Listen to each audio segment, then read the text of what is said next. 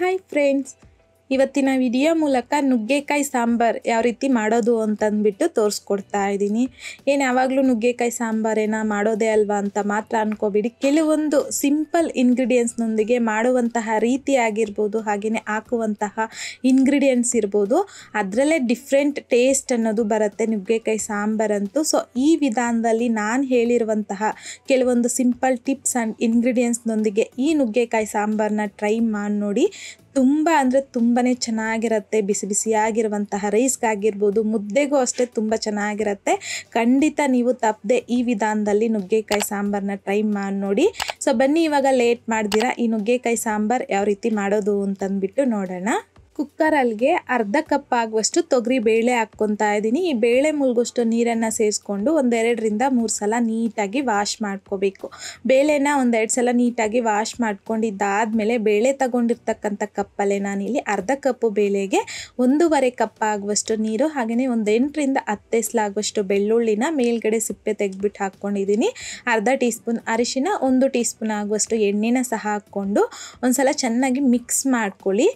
Mix ಮಾಡ್ಕೊಂಡಿದ್ದಾದಮೇಲೆ cooker ಲಿಡ್ನ close ಮಾಡಿಕೊಂಡು medium ಫ್ಲೇಮ್ನಲ್ಲಿ 4ರಿಂದ 5 whistle ಬರೋವರೆಗೂ ಬಿಡಬೇಕು. 5 ವಿಷಲ್ ಬಂದಾದಮೇಲೆ ವಿಷಲ್ ಪೂರ್ತಿಯಾಗಿ ತಣ್ಣಗಾಗಲಿಕ್ಕೆ ಬಿಡಿ. ಅಷ್ಟರಲ್ಲಿ ಬೌಲಲ್ಲಿಗೆ 1 ನಿಂಬೆ ಹಣ್ಣಿನ ಸೈಜ್ ಆಗುವಷ್ಟು ಹುಣಸೆಹಣ್ಣು ಹಾಕ್ಕೊತಾ ಇದ್ದೀನಿ. ಈಗ ಹುಣಸೆಹಣ್ಣು ಮುಳುಗೋಷ್ಟು ಅಂದರೆ 1 ಕಪ್ ಆಗುವಷ್ಟು ನೀರು ಹಾಕ್ಕೊತಾ ಇದ್ದೀನಿ. ನೀವಿಲ್ಲಿ ಬಿಸಿ ನೀರನ್ನು ಸಹ ಹಾಕ್ಕೋಬೋದು, ಬೇಗ ನೆಂದೋಗುತ್ತೆ. ನಾನು ನಾರ್ಮಲ್ ಆಗಿರುವಂಥ ತಣ್ಣೀರೇ ಹಾಕ್ಕೊಂಡಿದ್ದೀನಿ. 10 ನಿಮಿಷ ಪಕ್ಕಕ್ಕೆ ಇಟ್ಕೊಂಡು ನೆನೆಯಕ್ಕೆ ಬಿಡಬೇಕು. ಅಷ್ಟರಲ್ಲಿ ನಮಗಿಲ್ಲಿ ಬೇಳೆನೂ ಅಷ್ಟೇ ವಿಷಲ್ ಬಂದು ವಿಷಲ್ ತಣ್ಣಗಾಗಿರುತ್ತೆ. ಈಗ ಲಿಡ್ಡನ್ನು ಓಪನ್ ಮಾಡಿಕೊಂಡು ಬೇಳೆ ಅನ್ನೋದು ಸಾಫ್ಟಾಗಿ ಬೆಂದೋಗಿದೆ ನೋಡಿ. ಈಗ ಈ ರೀತಿ ಸೌಟಲ್ಲೇ ಈ ಬೇಳೆನ ಸ್ಮೂತಾಗಿ ಪೇಸ್ಟ್ ಥರ ಮಾಡ್ಕೋಬೇಕು. ಈ ರೀತಿಯಾಗಿ ಬೇಳೆನ ಸ್ವಲ್ಪ ಸ್ಮ್ಯಾಶ್ ಮಾಡ್ಕೊಂಡಿದ್ದಾದಮೇಲೆ ಪಕ್ಕಕ್ಕೆ ಇಟ್ಕೊಂಡು ಕಡಾಯಿಗೆ 1 ಟೇಬಲ್ ಸ್ಪೂನ್ ಆಗುವಷ್ಟು ಎಣ್ಣೆ, 1 ಟೀ ಸ್ಪೂನ್ ಆಗುವಷ್ಟು ಕಡಲೆಬೇಳೆ, 1 ಟೀ ಸ್ಪೂನ್ ಉದ್ದಿನಬೇಳೆ, 1 ಟೀ ಸ್ಪೂನ್ ಆಗುವಷ್ಟು ಕರಿಮೆಣಸನ್ನು ಸಹ ಹಾಕ್ಕೊತಾ ಇದ್ದೀನಿ. 1/4 ಟೀ ಸ್ಪೂನ್ ಆಗುವಷ್ಟು ಮೆಂತ್ಯ ಹಾಕ್ಕೊಂಡು ಒಂದ್ಸಲ ಮಿಕ್ಸ್ ಮಾಡ್ಕೊತ ಲೋ ಫ್ಲೇಮ್ನಲ್ಲಿ ಜಸ್ಟ್ 30 ಸೆಕೆಂಡ್ಸ್ ಮಾತ್ರ ಫ್ರೈ ಮಾಡ್ಕೊಳ್ಳಿ. ಈಗ 1 ಟೇಬಲ್ ಸ್ಪೂನ್ ಆಗುವಷ್ಟು ಧನಿಯಾ ಕಾಳು, 4 ಖಾರದ್ದು ಒಣಮೆಣಸಿನ್ಕಾಯಿ ಹಾಕ್ಕೊತಾ ಇದ್ದೀನಿ. ಅರ್ಧ ಟೀ ಸ್ಪೂನ್ ಆಗುವಷ್ಟು ಜೀರಿಗೆ, ಅರ್ಧ ಇಂಚ್ ಆಗುವಷ್ಟು ಚಕ್ಕೆ ಹಾಕ್ಕೊಂಡು ಲೋ ಫ್ಲೇಮ್ನಲ್ಲಿ ಮಿಕ್ಸ್ ಮಾಡ್ಕೊತ ಜಸ್ಟ್ ಇದನ್ನು ಅಷ್ಟೇ 30 to 40 ಸೆಕೆಂಡ್ಸ್ ಮಾತ್ರ ಫ್ರೈ ಮಾಡ್ಕೊಳ್ಳಿ. ಈಗ ಈ ಟೈಮಲ್ಲಿ 1 ಟೀ ಸ್ಪೂನ್ ಆಗುವಷ್ಟು ಗಸಗಸೆನೂ ಸಹ ಹಾಕ್ಕೊತಾ ಇದ್ದೀನಿ. 4 ಟೇಬಲ್ ಸ್ಪೂನ್ ಆಗುವಷ್ಟು ಸಣ್ಣದಾಗಿ ತುರಿದಿರ್ತಕ್ಕಂಥ ಹಸಿ ಕೊಬ್ಬರಿನ ಸಹ ಹಾಕ್ಕೊಂಡು ಮಿಕ್ಸ್ ಮಾಡ್ಕೊತ ಲೋ ಫ್ಲೇಮ್ನಲ್ಲಿ 1 ಮಿನಿಟ್ ಫ್ರೈ ಮಾಡ್ಕೊಳ್ಳಿ.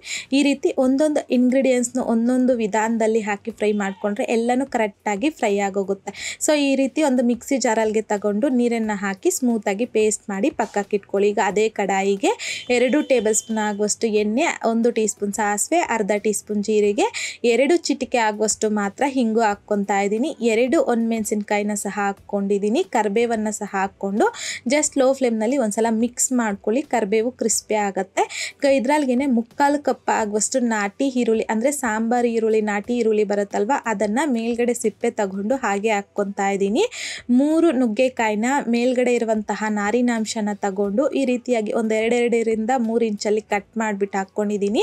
ಈಗ ಮೀಡಿಯಮ್ ಫ್ಲೇಮ್ನಲ್ಲಿ ಈ ರೀತಿ ಮಿಕ್ಸ್ ಮಾಡ್ಕೊತ ಒಂದು 3ರಿಂದ 4 ನಿಮಿಷ ಫ್ರೈ ಮಾಡ್ಕೋಬೇಕು. ಅಂದರೆ ಈರುಳ್ಳಿ ಅನ್ನೋದು ಈ ರೀತಿ ಸ್ವಲ್ಪ ಪಿಂಕ್ ಕಲರ್ಗೆ ಚೇಂಜ್ ಆಗುತ್ತೆ. ಈ ರೀತಿಯಾಗಿ ಫ್ರೈ ಮಾಡ್ಕೊಂಡಿದ್ದಾದ ನಂತರ 1 ಕಪ್ ಆಗುವಷ್ಟು ನೀರನ್ನು ಸಹ ಹಾಕಿ ಒಂದ್ಸಲ ಮಿಕ್ಸ್ ಮಾಡಿಕೊಂಡು ಲಿಡ್ಡನ್ನು ಕ್ಲೋಸ್ ಮಾಡಿ ಮೀಡಿಯಮ್ ಫ್ಲೇಮ್ನಲ್ಲಿ 10 ನಿಮಿಷ ಹಾಗೆ ಬಿಟ್ಬಿಡಿ. 10 ನಿಮಿಷ ಆದಮೇಲೆ ಒಂದ್ಸಲ ಮಿಕ್ಸ್ ಮಾಡ್ಕೊಳ್ಳಿ, ಚೆಕ್ ಮಾಡ್ಕೊಳ್ಳಿ ನುಗ್ಗೆಕಾಯಿ ಬೆಂದಿದೆಯಾ ಇಲ್ವಾ ಅಂತ ಅಂದ್ಬಿಟ್ಟು. ಕರೆಕ್ಟಾಗಿ ನನಗಿಲ್ಲಿ ನುಗ್ಗೆಕಾಯಿ ಬೆಂದೋಗಿದೆ. ಈಗ 1 ಟೊಮೊಟೊನ ಸಣ್ಣದಾಗಿ ಕಟ್ ಮಾಡಿಬಿಟ್ಟು ಹಾಕ್ಕೊತಾ ಇದ್ದೀನಿ. ಜೊತೆಗೆ ನಾವು ಸ್ಟಾರ್ಟಿಂಗಲ್ಲಿ ಹುಣಸೆಹಣ್ಣು ನೆನೆಸಿಟ್ಕೊಂಡಿದ್ರಲ್ವ, ಅದನ್ನು 1 ಕಪ್ ಆಗುವಷ್ಟು ಹುಣಸೆಹಣ್ಣಿನ ರಸ, ಹಾಗೆಯೇ 1 ಟೀ ಸ್ಪೂನ್ ಆಗುವಷ್ಟು ಚಿಲ್ಲಿ ಪೌಡರ್ನ ಸಹ ಹಾಕ್ಕೊಂಡು ಒಂದ್ಸಲ ಚೆನ್ನಾಗಿ ಮಿಕ್ಸ್ ಮಾಡ್ಕೊತಾ ಇದ್ದೀನಿ. ಮಿಕ್ಸ್ ಮಾಡ್ಕೊಂಡಿದ್ದಾದಮೇಲೆ ಲಿಡ್ನ ಕ್ಲೋಸ್ ಮಾಡಿಕೊಂಡು ಮೀಡಿಯಮ್ ಫ್ಲೇಮ್ನಲ್ಲಿ 3 ನಿಮಿಷ ಹಾಗೆ ಬಿಟ್ಬಿಡಿ. ಅಂದರೆ ಟೊಮೊಟೊ ಅನ್ನೋದು ಸಾಫ್ಟ್ ಆಗಬೇಕು. 3 ನಿಮಿಷ ಆದಮೇಲೆ ಲಿಡ್ಡನ್ನು ತೆಗೆದು ಮತ್ತೊಂದು ಸಲ ಮಿಕ್ಸ್ ಮಾಡ್ಕೊಳ್ಳಿ. ಈಗ ಅರ್ಧ ಟೀ ಸ್ಪೂನ್ ಆಗುವಷ್ಟು ಅರಿಶಿನ, ಹಾಗೆಯೇ 1 ಟೇಬಲ್ ಸ್ಪೂನ್ ಆಗುವಷ್ಟು ಬೆಲ್ಲ ಹಾಕ್ಕೊತಾ ಇದ್ದೀನಿ. ಫ್ಲೇವರ್ ತುಂಬಾ ಚೆನ್ನಾಗಿರುತ್ತೆ. ಖಂಡಿತ ನಾವು ಈ ಸಾಂಬಾರಿಗೆ ಬೆಲ್ಲ ಹಾಕ್ಕೊಳ್ಲೇಬೇಕು, ಮಿಸ್ ಮಾಡಬಾರ್ದು. ಹಾಗೆಯೇ ಸ್ವಲ್ಪ ಕರಿಬೇವು, ಜೊತೆಗೆ ನಾವು ಸ್ಟಾರ್ಟಿಂಗಲ್ಲಿ ಎಲ್ಲನೂ ಫ್ರೈ ಮಾಡಿ ಕಡಲೆಬೇಳೆ, ಹಸಿ ಕೊಬ್ಬರಿ ಎಲ್ಲ ಫ್ರೈ ಮಾಡಿ ಇಟ್ಕೊಂಡಿದ್ರಲ್ವ, ಅದು ಪೇಸ್ಟ್ ಮಾಡಿ ಹಾಕ್ಕೊತಾ ಇದ್ದೀನಿ. ಸಣ್ಣದಾಗಿ ಕಟ್ ಮಾಡ್ಕೊಂಡಿರ್ತಕ್ಕಂಥ ಕೊತ್ತಂಬರಿ 1 ಟೇಬಲ್ ಸ್ಪೂನ್, ಜೊತೆಗೆ ಸ್ಟಾರ್ಟಿಂಗಲ್ಲಿ ತೊಗರಿ ಬೇಳೆನೂ ಸಹ ಬೇಯಿಸಿ ಸ್ಮ್ಯಾಶ್ ಮಾಡಿ ಇಟ್ಕೊಂಡಿದ್ರಲ್ವ ಅದನ್ನು ಹಾಕ್ಕೊತಾ ಇದ್ದೀನಿ.